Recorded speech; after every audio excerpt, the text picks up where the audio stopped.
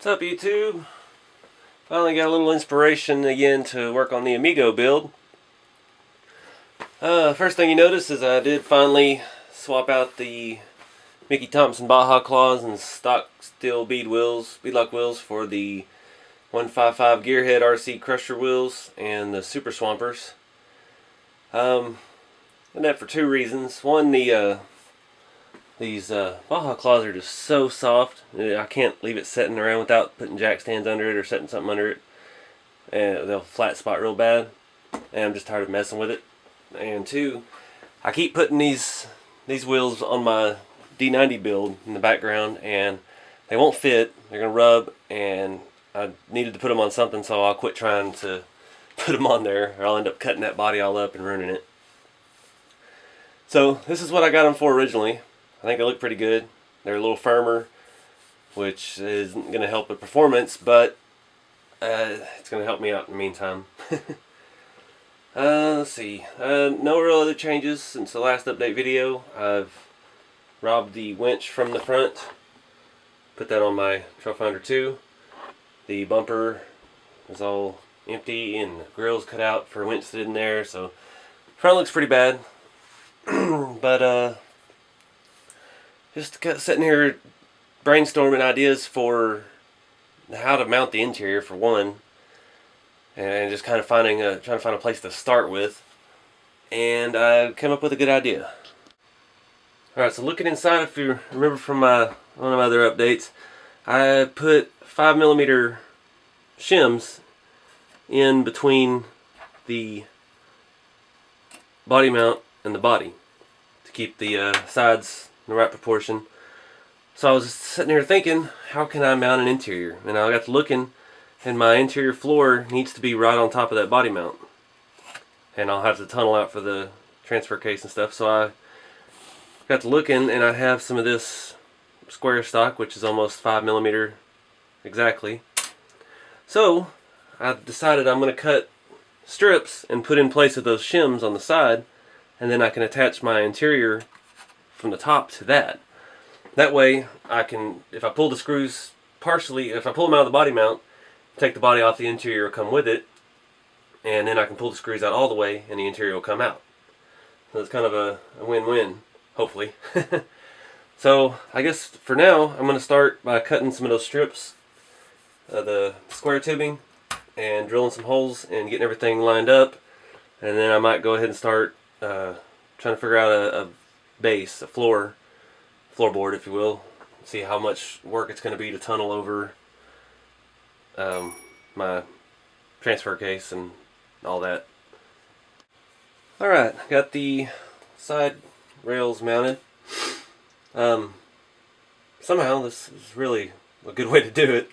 I didn't mean for it to all work out so well, but now this allows me to have my edges, and I don't have to have the body on, so I can build on top of the chassis here, and I kind of have an idea of how far and where everything needs to be.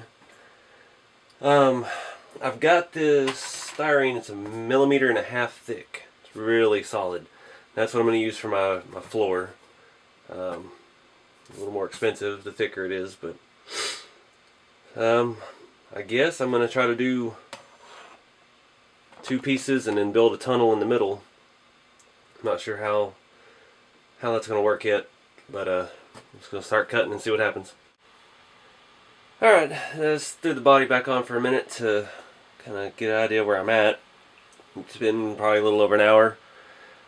And I've got floorboards and most of a transmission tunnel. My seats have a place to go now, so that's good. Now I've got to start looking at dash. That's going to be tricky trying to line all that up.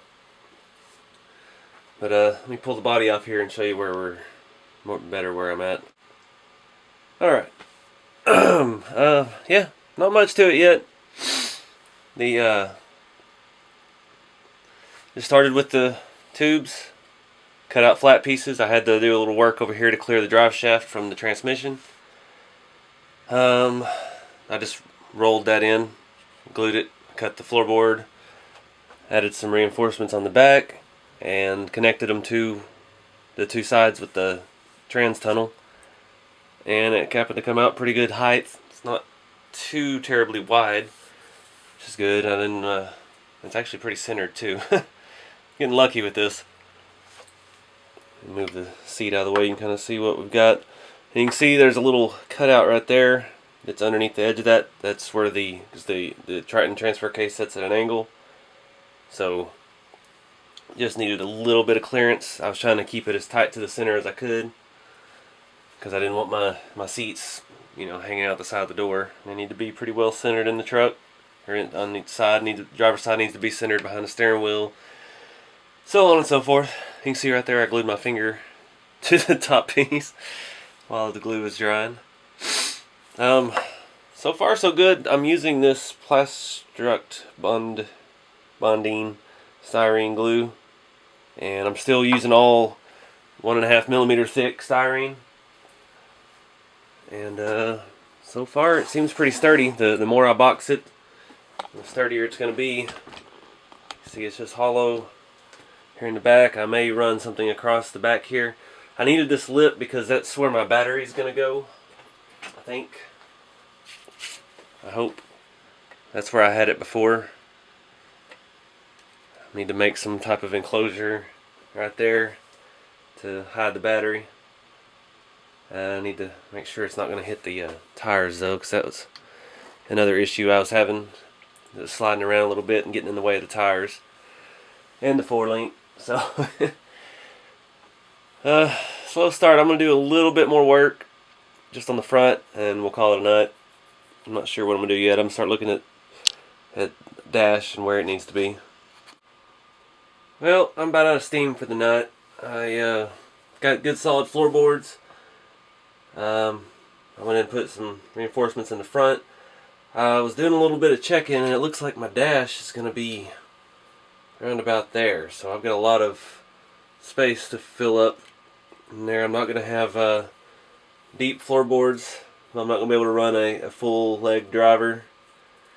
Not really sure. I can't really get around that because of my tire wells. Front tires come pretty close up there. Oops, dump a seat. So I was just using this Mojave dash for idea. It kind of fits.